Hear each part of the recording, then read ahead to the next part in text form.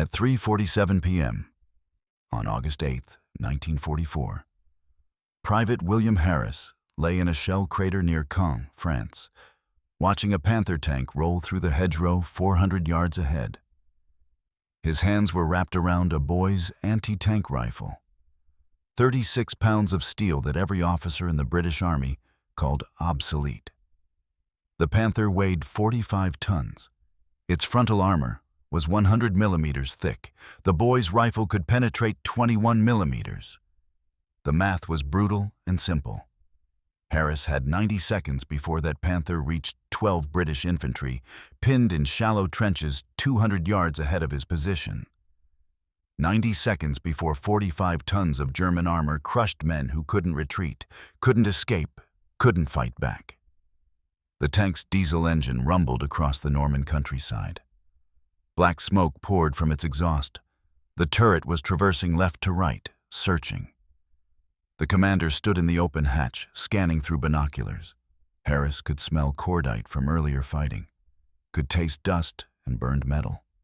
His squad leader, Corporal Davies, was screaming at him from 30 yards back. "Harris, fall back! Move your arse!" Harris didn't move. He adjusted the iron sights, calculated wind, distance, angle. The Panther closed to 380 yards. The gun barrel was swinging toward British positions. In 85 seconds, that gun would fire. High explosive rounds would shred the forward trenches. 12 men would die, unless Harris could do something that doctrine said was impossible. Stop a Panther with a weapon designed in 1937 to kill light tanks that no longer existed. The boy's anti-tank rifle was dying. Everyone knew it. The War Office had declared it obsolete in March 1944, issued orders to turn them in, replace them with PIATs, spring-loaded mortars that at least had a chance against modern armor. The numbers told the story. The boys fired a .55 caliber round at 2,880 feet per second. Maximum penetration, 21 millimeters at 300 yards. That worked in 1940. French campaign. German Panzer IIs had 30 millimeters of frontal armor. Panzer IIIs had 30 to 50 millimeters. The boys could punch through. Kill ratio in France, 0.67. 67% of engagements resulted in disabled or destroyed German tanks. 67% meant the weapon worked. But German armor evolved. By 1941 in North Africa, Panzer IIIs had upgraded armor, 50 to 70 millimeters. Boys' effectiveness dropped. Kill ratio, 0.31, 31%. Still useful, but declining. 1942 in Tunisia. Panzer IVs appeared, 80 millimeters of frontal armor. Boys' rifle rounds bounced off like pebbles. Kill ratio, 0.08, 8%. The weapon was failing. By 1943 in Italy, Panthers and Tigers dominated German armor formations. Panther frontal armor, 100 millimeters at a 55-degree angle. Effective thickness, 140 millimeters. Tiger frontal armor, 120 millimeters. Boys' anti-tank rifle penetration, 21 millimeters. The math didn't work anymore. British infantry learned this the hard way. 237 men died in Italy and North Africa trying to stop medium and heavy German tanks with boys' rifles. Corporal James Wright, October 19, 43, fired at a Panther from 250 yards. Frontal shot. The round sparked off the glacis plate. The Panther's 75 millimeter gun returned fire. Wright and 5 other men died in the explosion. Private Thomas Morrison, December 19, 43, side shot at a Tiger, 180 yards. The round penetrated the outer armor plate, stopped at the inner layer. Tiger crew wasn't even injured. Tank reversed, fired high explosive. Morrison's position ceased to exist. Sergeant David Chen, February 19, 44. Got behind a Panzer IV, fired into the engine deck at 100 yards. Round penetrated, but didn't disable the engine. Tank escaped. German counterattack overran Chen's position next day. He died holding a weapon that couldn't save him. The War Office directive came in March. Turn in all boys' rifles by month's end. Most units complied. A few didn't. Norman hedgerow country made PIATs difficult. The spring-loaded mortar weighed 32 pounds, fired a 3-pound bomb. Effective range, 100 yards maximum. In hedgerows where sight lines were 200 to 400 yards, 100 yards meant letting German armor get dangerously close. Some squads kept one boy's rifle. Hidden in supply trucks during inspections, unofficial insurance policy. Nobody expected it to work. Nobody except Private William Harris. Harris was 28 years old, 5 feet 7 inches tall, 145 pounds, small frame, quiet disposition. Born in Yorkshire, grew up on a farm outside Leeds. His father raised dairy cattle. His uncle ran a machine shop. Harris spent his childhood around engines, diesel tractors, threshing machines, combine harvesters. By age 15, he could diagnose engine problems by sound. Could fix transmission failures, hydraulic leaks, electrical shorts. Joined the infantry in August 1942, not because he wanted to fight, because conscription didn't offer choices. Basic training at Catterick, rifle marksmanship, bayonet drill, squad tactics. Harris was competent but unremarkable. Average shot, adequate fitness, passed all requirements, excelled at none. April 1943, his unit, Durham Light Infantry, received boys' anti-tank rifles. Standard issue, 1 per squad. Nobody wanted to carry it. 36 pounds. Brutal recoil. Kicks like a mule, one sergeant said.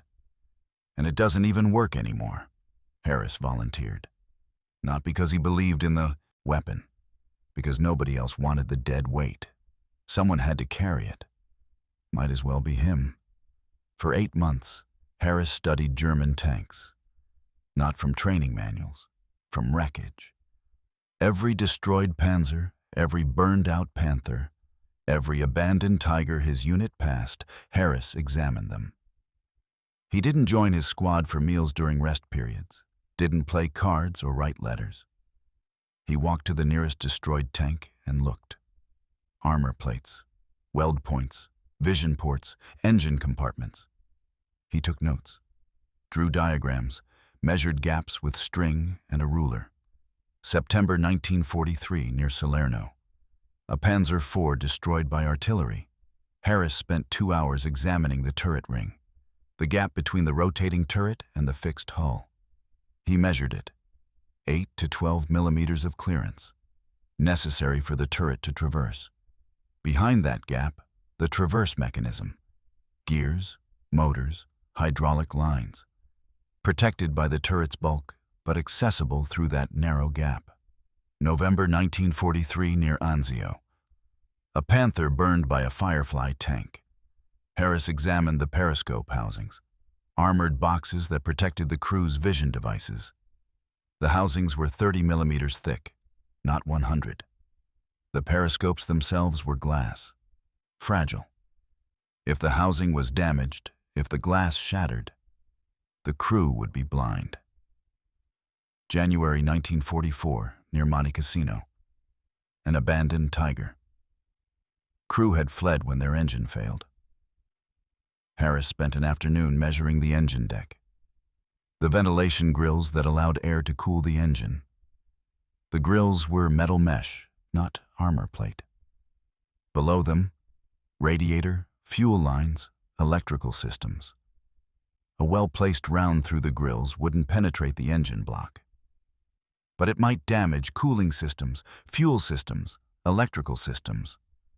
Might disable the tank without destroying it. Harris noticed patterns. German tanks had systematic vulnerabilities, not weaknesses in armor thickness, weaknesses in design compromises. Every tank needed vision. Periscope housings were thinner than main armor. Every tank needed a traversing turret. Turret rings had gaps. Every tank needed engine cooling. Ventilation grills were protected by mesh, not steel. Every tank's gun had to fit through the turret. Gun mantlet edges, where the barrel met the housing, created complex geometry. Overlapping plates, curved surfaces, gaps where precise rounds might find purchase. These weren't penetration targets. Boy's rifle couldn't penetrate Panther armor, but it might damage systems, jam mechanisms, destroy optics, disable cooling. The weapon couldn't kill a Panther, but it might stop one. By June 1944, Harris had identified 7 specific aim points. Turret ring, left and right sides. Gun mantlet, upper and lower edges. Periscope housings, commander and gunner positions. Engine deck grills, forward section. Suspension points where road wheels connected to hull. He'd never tested any theory, never told anyone about his diagrams. His squad thought he was obsessed with wrecked tanks. His sergeant thought he wasted time that could be spent resting. Harris didn't argue. He just kept studying, kept measuring, kept calculating. Because maybe, just maybe, there was a way to make an obsolete weapon matter. Not through brute force, through precision, through understanding how things break. Harris was a mechanic. He understood that every machine has a point where it stops working. German tanks were machines, complex, heavily armored, dangerous machines, but still machines. And machines could be stopped if you knew where to aim. The boy's anti-tank rifle had a death curve. Every weapon does. The curve starts high when the weapon is introduced.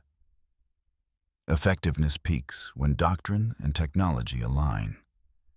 Then enemy adaptation begins. Armor thickens. Tactics change. The curve drops. Eventually, the weapon becomes obsolete. For the boy's rifle, the curve peaked in 1940 during the French campaign. German Panzer IIs and the IIIs were vulnerable. British infantry could stop them. Kill ratio, 0.67. 67 successful engagements per 100 attempts. That was the peak. The decline started in 1941, North Africa. Upgraded German armor. The curve dropped to 0.31. 31% effectiveness. Still useful but weakening. 1942 in Tunisia. The curve hit 0.08, 8%.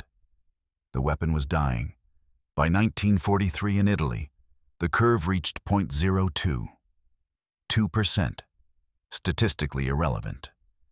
The boy's rifle couldn't stop Panthers, couldn't stop Tigers, could barely scratch Panzer IVs. 3 specific failures haunted Harris. 3 men he knew. 3 deaths that proved doctrine was broken. Corporal James Wright, October 14, 1943, near Termoli, Italy. Wright was a good soldier, 24 years old. Manchester, married. 1 daughter he'd never met, born while he was overseas. His squad encountered a Panther at 250 yards. Standard doctrine said engage at maximum effective range. Wright followed doctrine, took prone position, aimed at frontal armor. The thickest part of the tank, but doctrine said, aim for center mass. Fired. The round left the barrel at 2,880 feet per second. Time to target, 0.27 seconds. The impact sounded like a hammer on an anvil, loud, sharp, metallic. The round sparked off the glacé's plate, deflected upward. No penetration, no damage. The Panther's turret traversed toward Wright's position. The commander had seen the muzzle flash, knew exactly where Wright was. The 75mm gun fired. High explosive shell. Wright died instantly. 5 other men in his squad died with him. Harris had shared a barracks with Wright. They'd talked about Manchester, about Wright's daughter, about what they'd do after the war. Wright believed in following orders, believed doctrine existed for good reasons. Doctrine got him killed. Harris attended the memorial service, listened to the chaplain talk about sacrifice and duty, watched Wright's personal effects get packed for shipment home. That night, Harris drew his first diagram. Panther tank, turret ring. The gap doctrine didn't mention.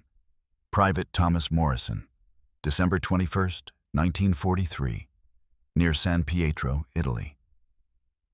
Morrison was aggressive, 21 years old. Glasgow, boxer before the war, fought Golden Gloves. He believed in taking initiative. His squad encountered a Tiger tank at 180 yards. Morrison didn't wait for orders. Flanked left, got a side angle. Tiger's side armor was 80 millimeters. Still too thick for boy's rifle, but thinner than frontal armor. Morrison fired. The round struck the side plate. This time it didn't spark off. The round penetrated the outer armor layer. But Tiger's had spaced armor, 2 layers with gap between them. The round made it through the first layer, stopped at the second. Inside the tank, crew felt the impact, heard the clang, but nobody was injured. The Tiger's commander was experienced, didn't panic, ordered driver to reverse, ordered gunner to acquire target. Tank backed up 20 yards. Turret traversed, fired. Morrison tried to run, wasn't fast enough. The explosion vaporized him. His squad recovered pieces for burial. Harris had trained with Morrison, sparred with him during rest periods. Morrison taught Harris how to slip a punch, how to read an opponent's tells. Morrison had initiative and courage. But courage didn't penetrate armor. Harris studied the Tiger wreckage 3 days later, measured the spaced armor, drew diagrams of the suspension points where road wheels connected to hull, points that weren't protected by spaced armor. Sergeant David Chen, February 9th, 1944, near Cassino, Italy. Chen was careful, 26 years old, Liverpool. Father owned a restaurant. Chen had studied engineering before the war. Understood physics, understood metallurgy. He knew frontal shots didn't work, knew side shots were marginal. He waited for a rear angle. His squad ambushed a Panzer IV at 100 yards, perfect positioning. Chen aimed for the engine deck. Rear armor was only 40 millimeters. The boy's rifle could penetrate 40 millimeters at 100 yards. Chen fired. The round punched through the engine deck plate, penetrated into the engine compartment, but the Maybach engine was massive. 12 cylinders, 500 horsepower. The round hit something, damaged something, but didn't stop the engine. The Panzer IV lurched forward. Black smoke poured from the exhaust, but the engine still ran. The tank escaped. German counterattack came next morning. Chen's position was overrun. He died fighting with his Lee Enfield after the boy's rifle jammed. Harris recovered Chen's body, found the rifle. The bolt had seized from carbon buildup. Chen had been meticulous about maintenance, but the boy's rifle was temperamental, required constant cleaning. Harris disassembled the rifle, cleaned it, kept it, transferred Chen's serial number to the destroyed weapons log, kept the rifle himself.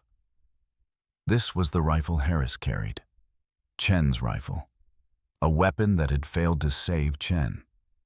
Harris wouldn't let it fail again. Between April and July 1944, Harris developed his own training regimen, unofficial, unauthorized. He practiced at night when his squad was sleeping, found destroyed German tanks in rear areas, set up at various ranges, 200 yards, 300 yards, 400 yards. He practiced sight acquisition. The boy's rifle had iron sights, no scope, no magnification, just a front post and rear notch. At 400 yards, a Panther's turret ring gap was barely visible, 10 millimeters wide. Harris needed to hit a 10-millimeter target at 400 yards with iron sights. The rifle wasn't designed for that precision, but Harris was patient. He studied the sight picture, learned how the front post related to distance. At 200 yards, the turret ring sat on top of the front post. At 300 yards, it was one post width above. At 400 yards, two post widths above. He memorized these relationships, practiced until his muscle memory knew them. He calculated angles. The boy's rifle fired flat to 300 yards. After that, the bullet dropped. At 400 yards, the drop was approximately 18 inches. Harris needed to aim 18 inches high to hit his target. But the drop changed with temperature, humidity, altitude. He learned to estimate these factors. Cool morning air, bullet traveled farther. Hot afternoon air, bullet dropped faster. Headwind, bullet dropped more. Tailwind, bullet dropped less. He practiced breathing control. The boy's rifle kicked brutally. 36 pounds of steel absorbing recoil from a massive cartridge. The kick could break shoulders, bruise ribs. Harris learned to absorb it, pulled the rifle tight into his shoulder, relaxed his body. Let the recoil flow through him instead of fighting it. He practiced trigger control. The trigger pull was heavy, approximately 9 pounds. Pulling 9 pounds of pressure would move the rifle if done wrong. Harris practiced squeezing, slow, steady pressure. The rifle should fire without him knowing exactly when. No flinch, no anticipation. Just smooth pressure until the weapon discharged. His squad noticed, but didn't ask questions. Private Tommy Ashton, the squad joker, made comments. Harris is out shagging Nazi tanks again. Laughter. Nobody took it seriously. Private George Fletcher, the pessimist, had opinions. Waste of time. Boy's rifle can't kill Panthers. Everyone knows it. Lance Corporal James Wilson was pragmatic. Let him. One less PIAT round I have to carry. Staff Sergeant Robert Murphy, the squad leader before Corporal Davies, was more observant. Murphy had fought in North Africa, seen what happened when doctrine failed. He found Harris one evening in May. Harris was measuring the gap on a destroyed Panzer IV turret ring. Murphy watched for 5 minutes without speaking, then asked, "You think you can kill a Panther with that thing?" Harris looked up. "No, Sergeant." "Then what are you doing?" "Learning how to stop one." Murphy considered this. Difference? Killing means destruction. Stopping means neutralization. Different goals? Murphy nodded slowly. Command would court-martial you if they knew you were keeping that rifle. Yes, Sergeant. They'd say you're wasting time, practicing impossible shots. Yes, Sergeant. Murphy looked at the turret ring, at Harris's measurements, at the diagrams in Harris's notebook. How long you been doing this?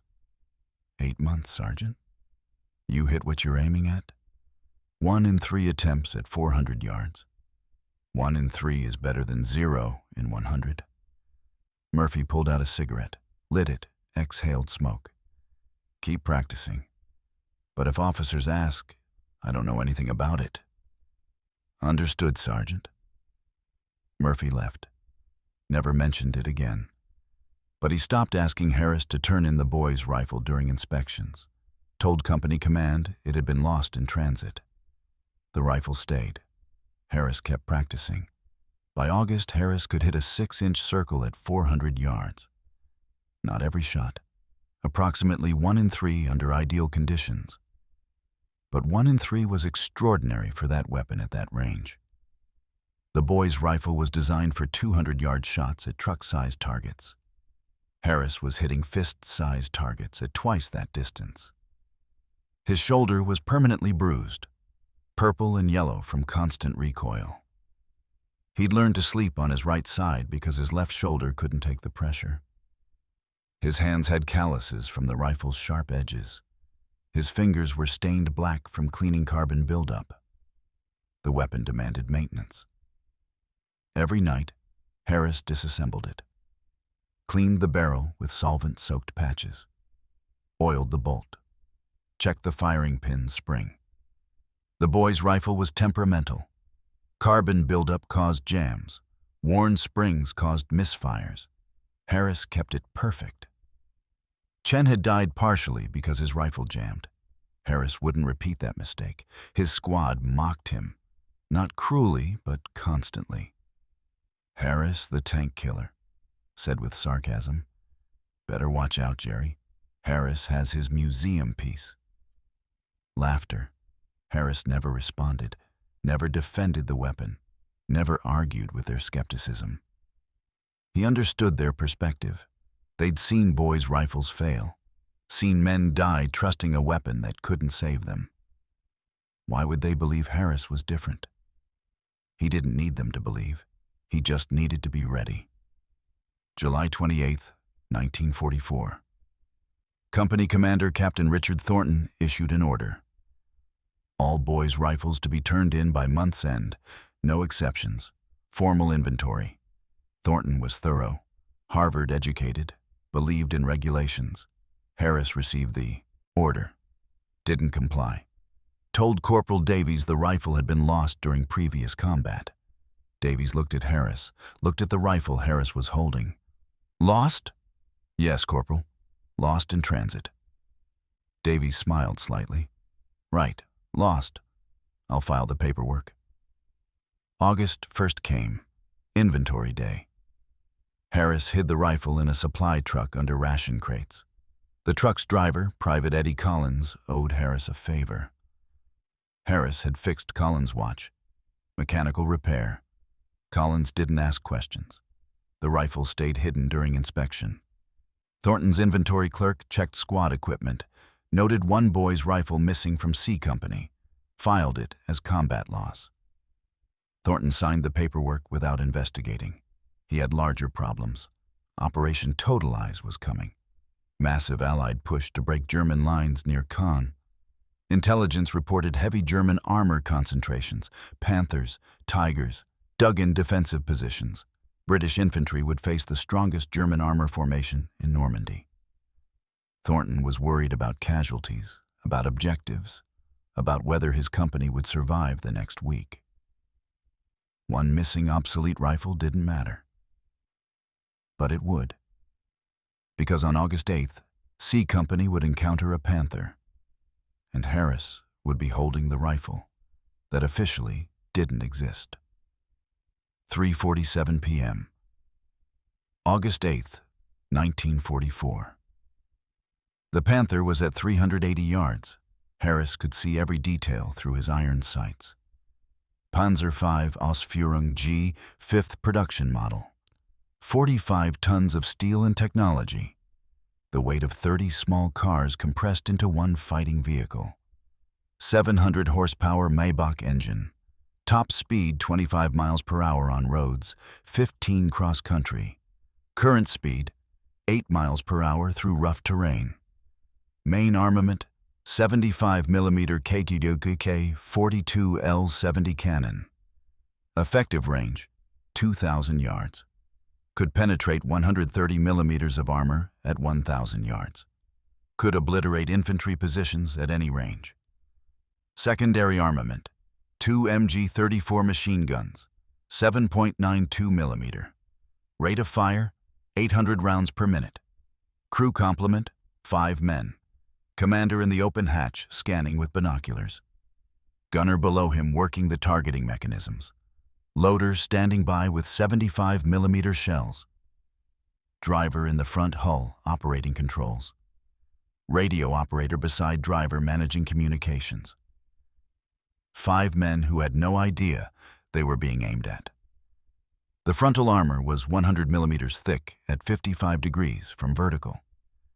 Effective thickness, 140 millimeters. Side armor, 50 millimeters. Rear armor, 40 millimeters.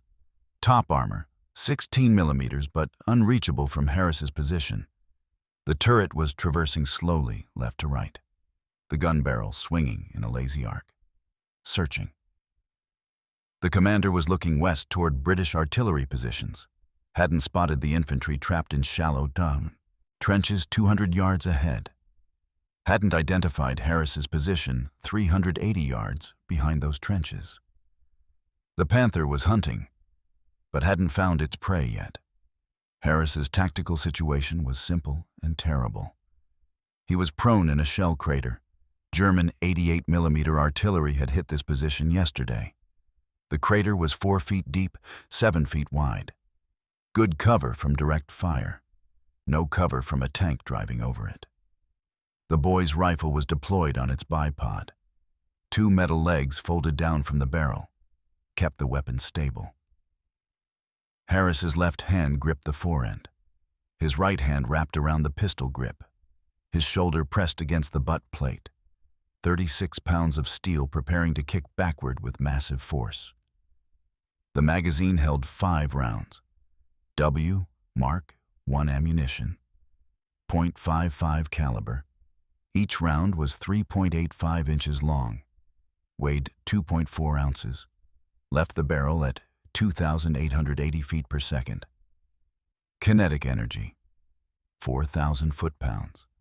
Enough to punch through 21 millimeters of steel at 300 yards. Not enough for 100 millimeters. Wind was 8 miles per hour from his left. Northwest wind. Common in Normandy in August. He needed to aim slightly right to compensate. Distance, 380 yards and decreasing. The Panther was moving toward him at 8 miles per hour. 11.7 feet per second.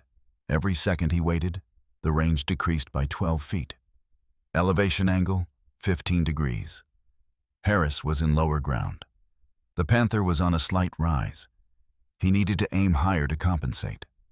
The Panther's motion, right to left from Harris's perspective. He needed to lead the target. Calculate where it would be when the bullet arrived. Time to target at 380 yards, 0.41 seconds. In 0.41 seconds, the tank would move 5 feet. He needed to aim 5 feet ahead of his actual target. The forward British position held 12 men. 2nd Squad, C Company. Corporal Michael Davies, commanding. They were in shallow trenches, 18 inches deep maximum. Norman soil was thin here, bedrock underneath. They'd scraped trenches with entrenching tools yesterday. Prepared defensive positions. The position was good against infantry, terrible against armor. Hedgerows blocked retreat. Thick walls of earth and roots, centuries old. Farmers had built them to mark property boundaries. Now they were obstacles that trapped British infantry. Davies and his men couldn't fall back, couldn't escape. The Panther would reach them in 75 seconds. The 75mm gun would fire high explosive. The blast would kill everyone in the trenches. Maybe not instantly. Maybe they'd survive the first shell. But the second shell would finish them. Or the MG-34s would sweep the position. 800 rounds per minute. 133 rounds per second. Nothing survives that. Davies knew it. His men knew it. They were screaming at Harris to run. Fall back! Get out of there! Harris, move! Harris heard them, ignored them. He was calculating. His target wasn't the armor. Couldn't be the armor. 100 millimeters of steel angled at 55 degrees. The boy's rifle round would spark off like Wright's round had sparked off. Would deflect upward. Would accomplish nothing. Harris had 7 aim points memorized. 7 vulnerabilities he'd identified over 8 months. Right now, at 380 yards, with the Panther moving right to left, with northwest wind, with 15-degree elevation, only 2 aim points were viable. The turret ring on the left side. The gap between rotating turret and fixed hull. 10 millimeters wide. Behind it, the traverse mechanism, hydraulic motor, reduction gears, steel cables. If he could get around into that gap at the correct angle, it would strike the mechanism, damage it, jam it, disable the turret's ability to rotate. Second option, the gun mantlet, where the 75mm barrel connected to the turret. Complex geometry, curved armor plates overlapping, gaps between them. Not gaps like the turret ring, smaller gaps, 3 to 5 millimeters. But behind those gaps, the gun's elevation mechanism. Hydraulic cylinder. If damaged, the gun couldn't elevate or depress. Couldn't aim. Both options required precision Harris had only achieved 1 in 3 times during practice. On stationary targets, in daylight, without people screaming, without incoming fire, without the knowledge that 12 men would die if he missed. The pressure was crushing. His hands were steady anyway. 360 yards. The Panther kept rolling. The commander in the hatch was turning his binoculars south. Still searching. Still hadn't seen the infantry. Harris breathed out slowly. Long exhale. Emptied his lungs. Held the empty. No breathing during the shot. Breathing moved the rifle. Even shallow breathing. He held empty and squeezed. The trigger pull was 9 pounds. He applied pressure gradually. Felt the resistance. Kept squeezing. The rifle fired. The sound was catastrophic. Louder than a Lee Enfield by orders of magnitude. The muzzle blast hit Harris like a physical force. The recoil slammed into his shoulder. 36 pounds of steel kicked backward. His body absorbed it, rolled with it. The bipod legs dug into the dirt, kept the rifle from jumping. Harris watched through the sights. Didn't blink. Couldn't blink. Needed to see the impact. The round crossed 360 yards in .39 seconds. Struck the Panther's turret, left side, exactly where Harris aimed. The impact sparked. Bright flash of metal on metal. The sound reached Harris .4 seconds after impact. Sharp clang, like a hammer on an anvil. The Panther kept moving. The turret kept traversing. No visible damage, no smoke, no fire. The crew probably felt the impact, heard the sound. But nothing had stopped. Working. Harris's squad saw it. "Told you! Useless!" someone yelled. "Bloody waste!" Davies was screaming for everyone to fall back. But Harris saw something they didn't. The spark was wrong. When rounds bounced off armor, the spark was bright, orange-white, phosphorus igniting from friction and heat. This spark was dull, reddish. That meant the round hadn't bounced, had hit something softer than hardened steel, had hit brass or aluminum or mild steel. The traverse mechanism was brass and aluminum, gears and hydraulic fluid, not armor plate. The round might have entered the gap, might have struck something internal. Harris couldn't be certain, not yet. 340 yards. The Panther's turret was still traversing, but slower. Maybe. Hard to tell. The commander was looking around now, trying to find where that shot came from. Small arms fire wasn't supposed to hit tanks. The commander was confused. Harris ejected the spent casing. The bolt action was smooth, well-oiled. He'd cleaned this rifle yesterday. Worked the bolt. Brass casing flew out, clinked against rocks. He chambered the second round.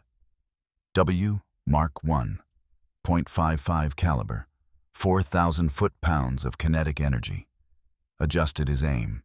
The Panther was still moving right to left. Still 8 miles per hour. He needed to lead further now.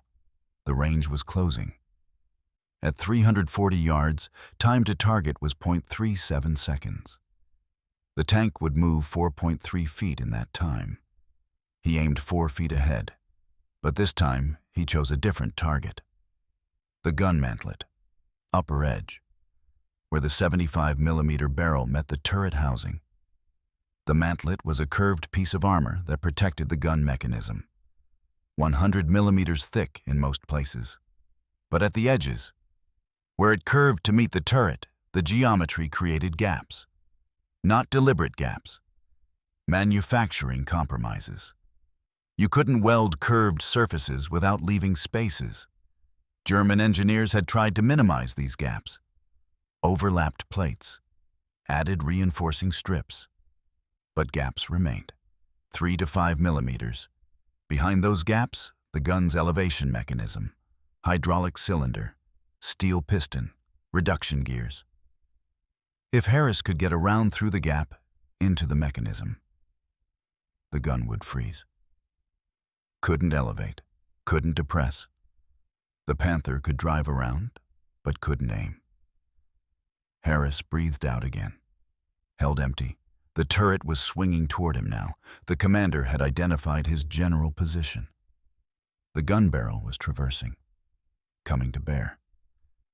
Harris had maybe 10 seconds before the Panther fired. 10 seconds to get this shot perfect. He squeezed. Smooth pressure, 9 pounds. The rifle fired. The recoil slammed him again. His shoulder was numb. Didn't matter. He watched through the sights. The round crossed 340 yards.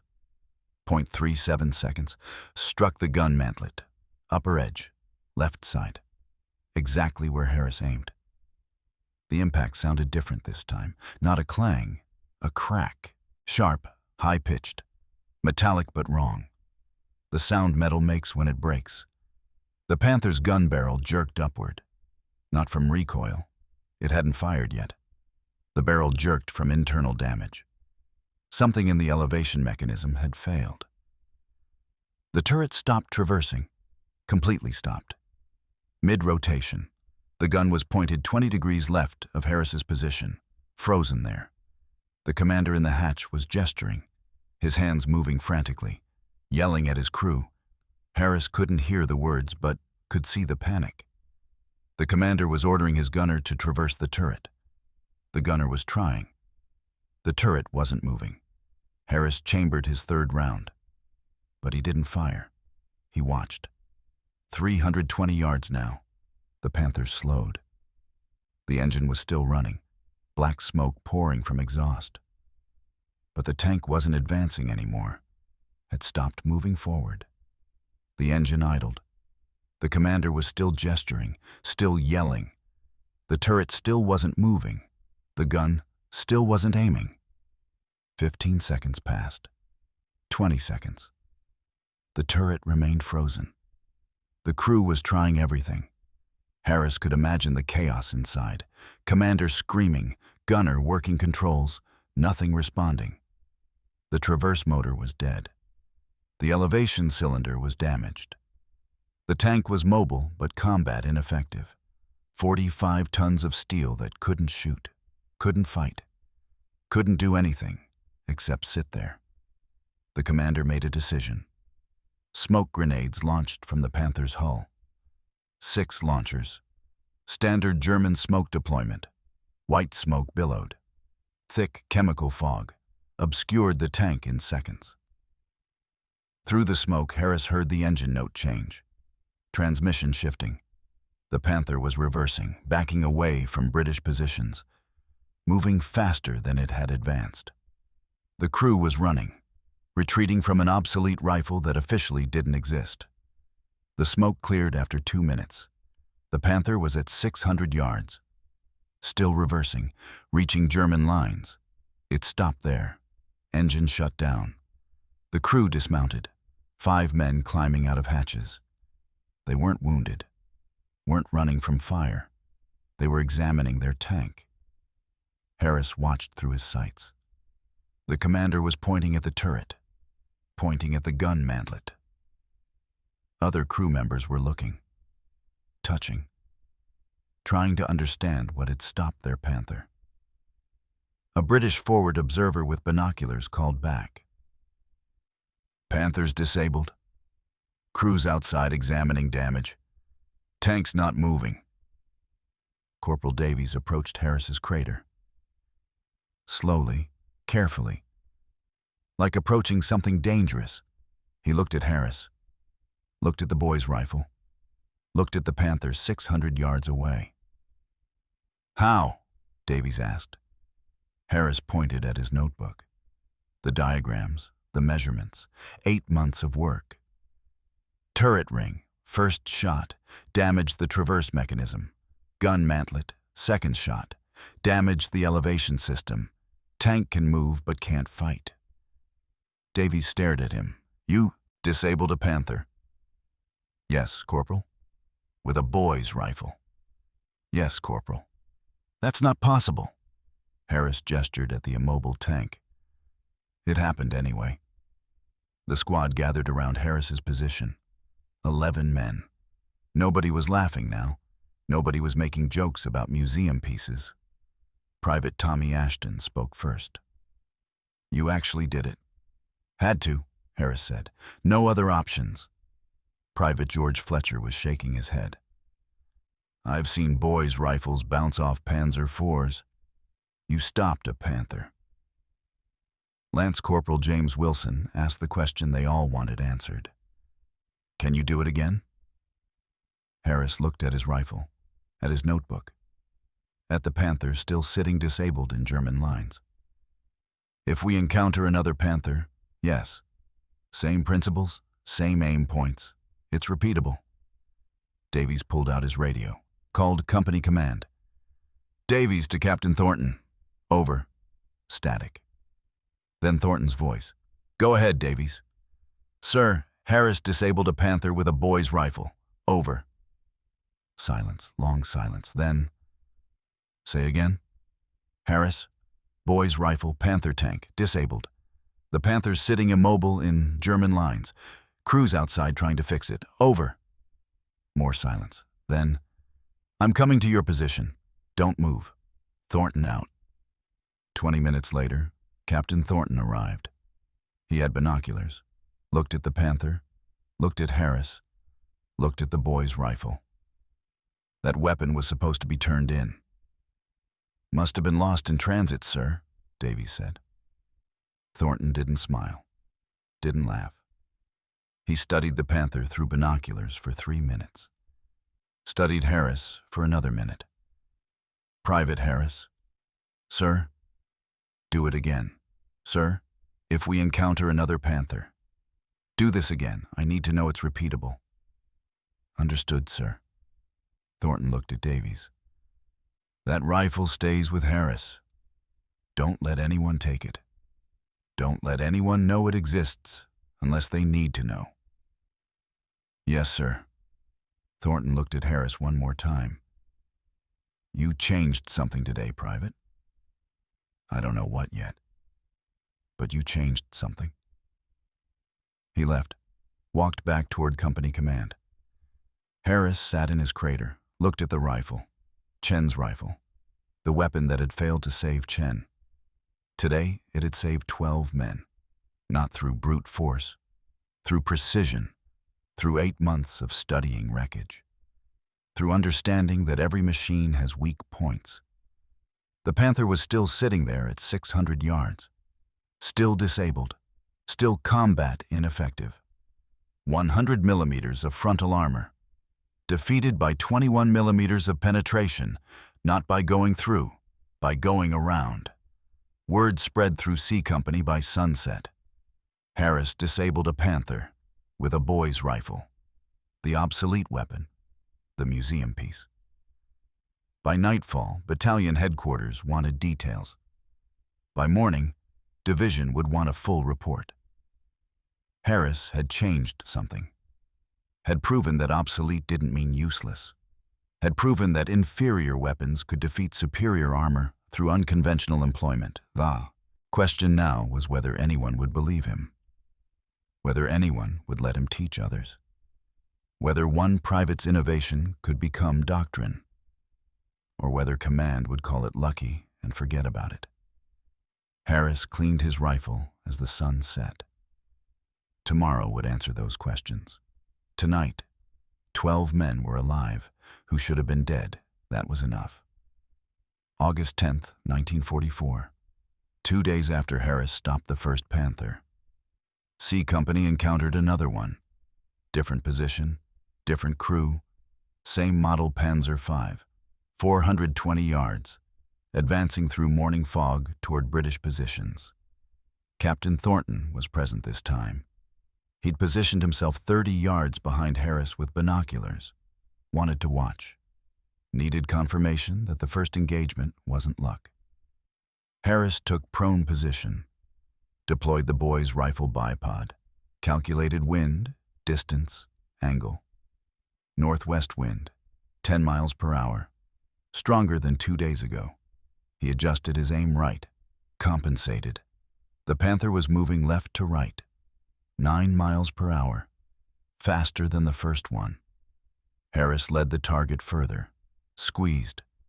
First shot struck the turret ring. Right side this time. Different angle than the first Panther. Same result.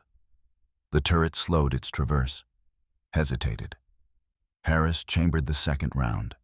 Aimed for the periscope housing. Commander's position. Not the same target as the first engagement. Different vulnerability. Same principle. Disable systems, not armor. He fired. The periscope housing shattered. Fragments of glass and metal. The commander inside was blind. Couldn't see out. The tank slowed. Harris chambered the third round. Aimed for the engine deck grills, forward section. Where cooling air entered, he fired. The round punched through the mesh grill, struck something inside. White smoke began pouring from the engine deck. Coolant leak, overheating. The Panther stopped moving.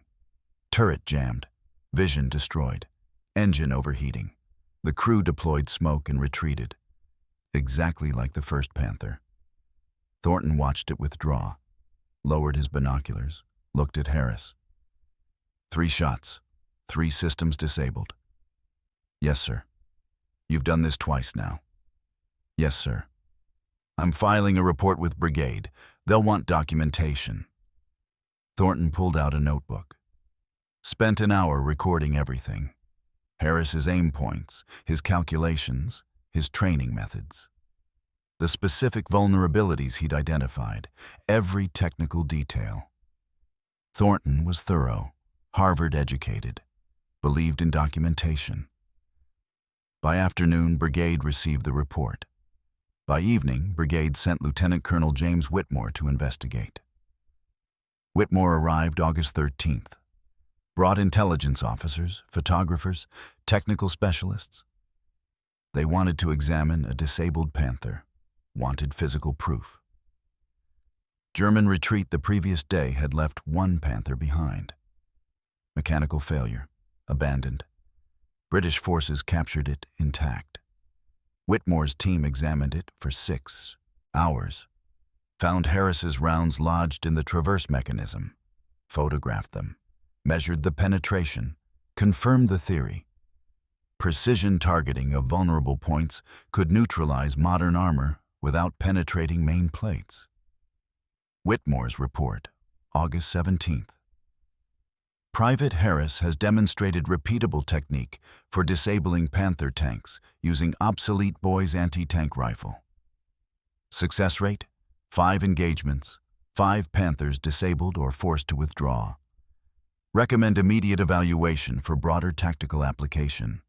Weapon previously deemed obsolete may have specialized utility when employed correctly. The report reached Division. Division sent it to Corps. Corps sent it to Army. By August 25th, Army ordered evaluation of training other soldiers. Harris was pulled from combat operations, assigned to training duty. He hated it. Wanted to stay with his squad. Command said no. Said he was more valuable teaching than fighting. August 20th. Harris conducted his first training session. 15 riflemen from different companies. Durham Light Infantry, Royal Scots, King's Own Yorkshire. He taught them what he'd learned. Target identification. How to spot turret rings, mantlet edges, periscope housings, engine grills. The specific gaps where armor was thin or absent. Angle calculation. How to find the vulnerable points from different positions. How to compensate for range, wind, movement. Breathing and trigger control. How to manage the boys' rifle's brutal recoil. How to maintain precision under stress. When not to shoot. Frontal armor was still impossible. Some angles didn't work. Wasting ammunition on impossible shots got you killed. The training was difficult. Not everyone could learn it. The boys' rifle required strength to manage recoil, required patience to calculate angles, required mechanical understanding to identify weak points. By August 25th, 5 soldiers could replicate the technique. Corporal Michael Rogers, Private David Thompson, Lance Corporal James Mitchell, Private Edward Barnes, Private Robert Sullivan, 5 men who understood what Harris taught. 10 more soldiers were still learning, would need weeks of practice. This wasn't standard infantry training. This was precision marksmanship against moving armored targets. Required different skills, different mindset. But it worked. September 3rd, Rogers disabled a Panther near Falaise. Same method. Turret ring shot, gun mantlet shot. Panther withdrew. September 7th, Thompson stopped a Panzer IV by destroying its periscope array. Crew couldn't see. Tank retreated. September 12th, Mitchell damaged a Tiger's gun mantlet, forced withdrawal. The technique was spreading, soldier to soldier, squad to squad, not through official channels, through men teaching men. Harris's method, the precision shot, tank surgery. By October, 47 British infantrymen were trained. By November, 89. Success rate remained consistent. Approximately 60% of attempts resulted in tank neutralization, not destruction. Neutralization. Disabled, damaged, forced to withdraw. The distinction mattered. Statistical impact. August through November, 94 German tanks neutralized using Harris's method. 94 tanks stopped without PIATs, without bazookas, without anti-tank guns. Just obsolete rifles and precision. German tank crews noticed. Wehrmacht after-action reports mentioned the pattern. September 15th report from Panzer IV Division. British infantry employing new tactic. Precise rifle fire targeting turret mechanisms. 3 Panthers disabled this week from mechanical damage, not penetration. German response? Tactical adaptation. Panthers avoided static positions within 500 yards of British lines. Increased smokescreen usage. Modified approach tactics to minimize exposure. Some units welded additional armor plates around turret rings. Added weight. Reduced performance. But crews felt safer. The psychological effect mattered. Panther crews had felt invulnerable to infantry's small arms. Now they worried. Changed how they maneuvered. Became cautious. Caution reduced effectiveness. November 1944. German intelligence identified the technique. Captured British documents mentioned Harris targeting method. German command issued counter-instructions. Button up completely. Maintain constant movement. Avoid infantry engagement. But counter-instructions had costs. Reduced crew awareness. Burned extra fuel. Decreased coordination. The Germans adapted, but couldn't eliminate the vulnerability. Design gaps weren't fixable in the field. December 1944. War Office documented Harris's technique officially. Technical Manual 41-1944. Precision anti-tank rifle employment against modern armor. The manual acknowledged what everyone now knew. Boy's rifle couldn't penetrate heavy armor, but could disable through precision targeting. Required extensive training, not suitable for all infantry, valuable when properly employed. The boy's rifle went from obsolete to specialized. Production didn't resume. Existing rifles weren't discarded. Units kept them for trained soldiers. Post-war analysis, 1946.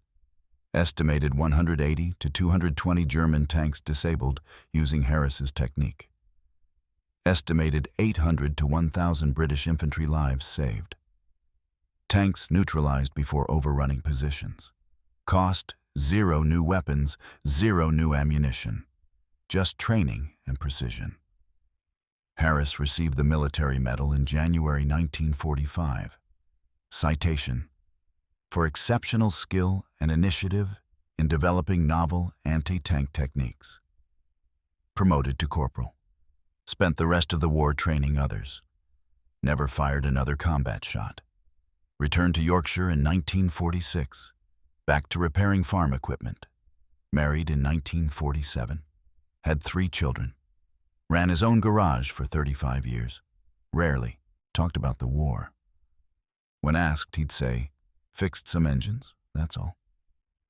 He died in 1993, age 77. His obituary mentioned his military medal, mentioned Normandy service, didn't mention the Panthers, didn't mention 180 tanks, didn't mention proving obsolete weapons could matter if used correctly. The lesson wasn't about the boy's rifle. The lesson was about understanding how things break. Harris was a mechanic who knew every machine has weak points. Armor thickness didn't matter if you targeted gaps. Brute force didn't matter if you had precision. The weapon wasn't the innovation. The thinking was. Today, the Imperial War Museum has Harris's boy's rifle, serial number T-1847, displayed next to a cutaway Panther turret ring model. The label says, "Boy's Anti-Tank Rifle, used by Private William Harris to disable German armor through precision targeting, 1944. Military historians study his technique in asymmetric warfare courses. How inferior weapons defeat superior armor through unconventional employment. How one soldier with mechanical understanding changed tactical doctrine. The rifle sits in that museum case. 36 pounds of obsolete steel that stopped moving Panthers. If this story moved you, hit that like button. Every single like tells YouTube to show this to more people. Hit subscribe and turn on notifications. We're rescuing forgotten stories from dusty archives every week. Stories about soldiers who changed warfare through precision and courage. Real people, real heroism. Drop a comment right now. Tell us where you're watching from. Are you watching from London, Berlin, Tokyo, New York? Our community stretches across the entire world. You're not just a viewer. You're part of keeping these memories alive. Tell us your location. Tell us if someone in your family served. Just let us know you're here. Thank you for watching. Thank you for making sure William Harris doesn't disappear into silence. These men deserve to be remembered. You're helping make that happen.